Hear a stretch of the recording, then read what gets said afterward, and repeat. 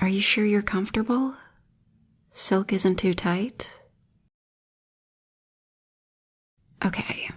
Sorry about the awkward position.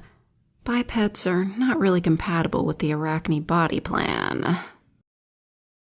I need you to be careful where you put your hands. Okay, let's start with the tarsi. Don't touch. Just bring your hands close to the long hairs. That's it. Just hold your hand there. See how the hair is bending? My trichobothria are sensitive to electric fields. You have too much salt in your diet. The electric fields passing through your fingertips are strong. Shh. Not so loudly. They're also sensitive to sound. What was it, my dear? The shorter hairs? Oh, with the small opening at the tip? No, don't touch those. Those are chemotactile receptors. Here, let me... Are you sweating? Your skin is salty. You really should cut down. Are you okay? I can loosen the silk a little. You've been most well behaved. There, my pet. That must feel a little better. Oh, don't like that name? Okay. I understand. Your face is beet red. Now, move down the tarsus towards the claws.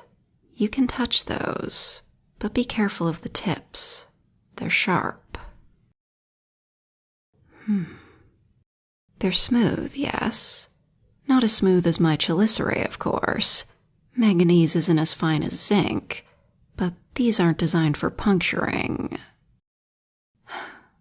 But you should still be careful. Let me see. Is it bleeding? Let me wrap it.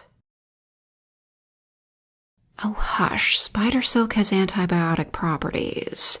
It will be fine. Of course it does. We wrap our babies and food in it. It has to be clean and safe. Now stop squirming. And done. Okay, let me adjust you.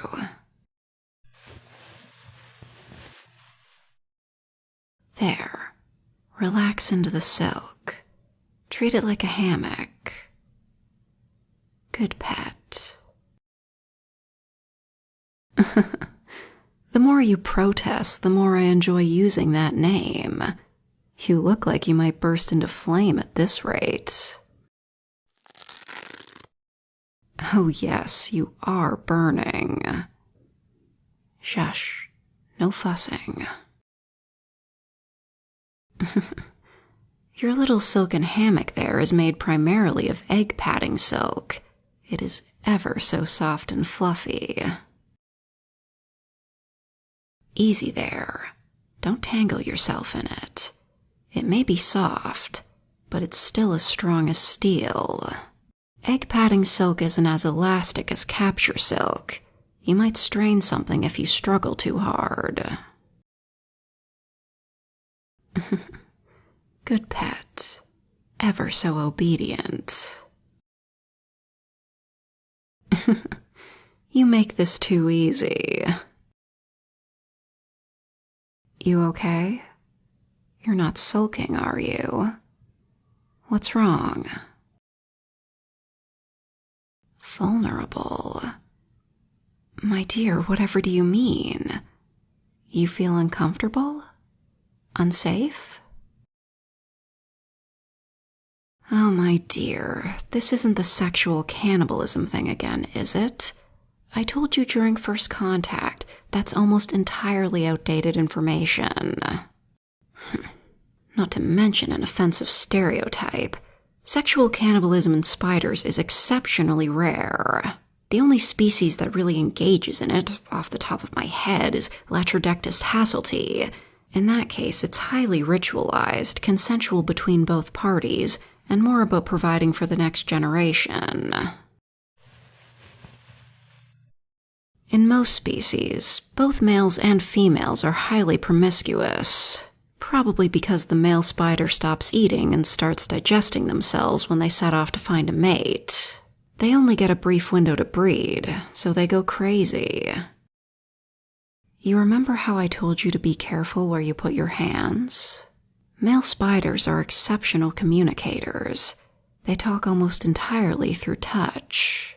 You may not speak our language, but you need to be aware.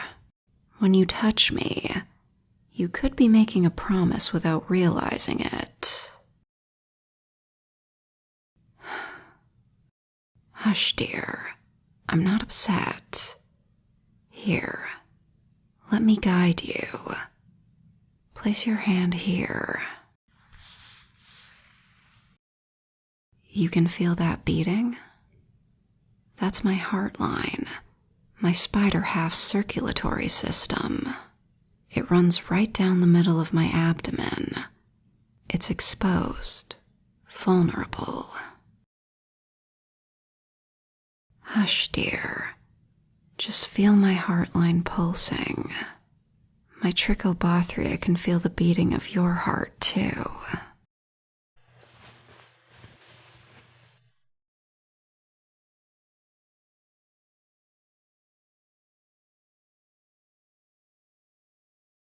There are a lot of shuffling noises in this script, but the good news is that I'm wearing a shirt that is perfect for shuffling.